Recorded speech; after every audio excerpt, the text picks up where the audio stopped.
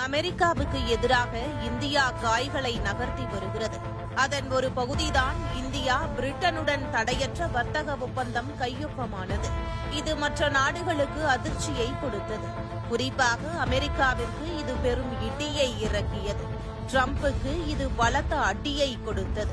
அது மட்டுமல்லாமல் அமெரிக்காவை தலைமையிடமாக கொண்ட வணிக புலனாய்வு நிறுவனமான மார்னிங் கன்சல்ட் உலகின் நம்பகமான தலைவர்களின் பட்டியலை வெளியிட்டுள்ளது. அதில் பிரதமர் மோடி 75% மதிப்பெண்களுடன் மீண்டும் முதலிடத்தை பிடித்திருக்கிறார். இந்த பட்டியலில் 45% மதிப்பெண்களுடன் அமெரிக்க அதிபர் டிரம்ப் 8வது இடத்தையும் பிடித்திருக்கிறார். இது ஈகோவை கிளப்பியது. இதனைத் தொடர்ந்து ஏற்கனவே 25% வரி என இந்திய பொருட்களுக்கு விதித்தவர் மேலும் 25% என அறிவித்துவிட்டார். இந்த வரி அறிவிப்பால் அமெரிக்க மக்கள்தான் பெரும் படாத பாடுபடுவார்கள். இனி அங்கு அவற்றின் விலை அதிகரிக்கும். இது உணவு முதல் கார்கள் வரை எகிரும்.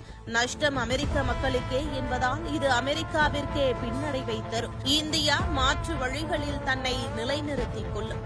டிரம்பின் இந்த வரி விதிப்பு மிரட்டலுக்கு அனைத்து நாடுகளும் எதிர்ப்பு தெரிவித்து வருவதோடு உலக நாடுகள் தற்போது ரஷ்யாவினை நோக்கி செல்கிறது. மலேசிய பேரரசர் ரஷ்யாவில் இருக்கும் நேரம் இந்தியாவின் அஜித் தோவலும் ரஷ்யாவுக்கு சென்றிருக்கிறார். உலகம் இப்போது ரஷ்யாவின் பக்கம் சாய்கிறது.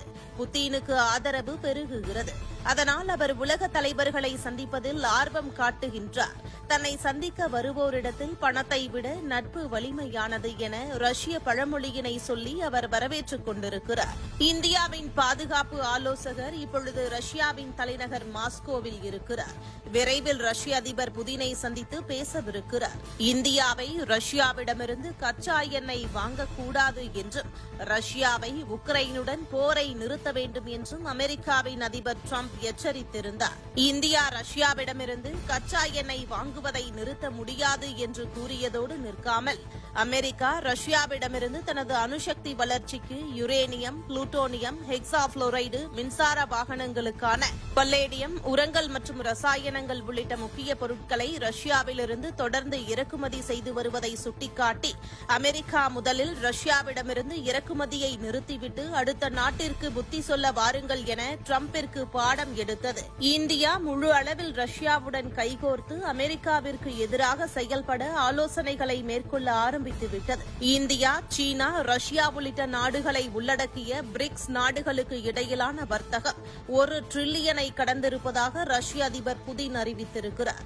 இதற்கிடையே பிரதமர் மோடி சீனா செல்ல உள்ளது டிரம்பிற்கு இடியை இறக்கியுள்ளது. ஏனெனில் பிரிக்ஸ் நாடுகள் தங்களுக்கு இடையில் தங்களது சொந்த கரன்சியில் வர்த்தகம் செய்கிறது. உலகளவில்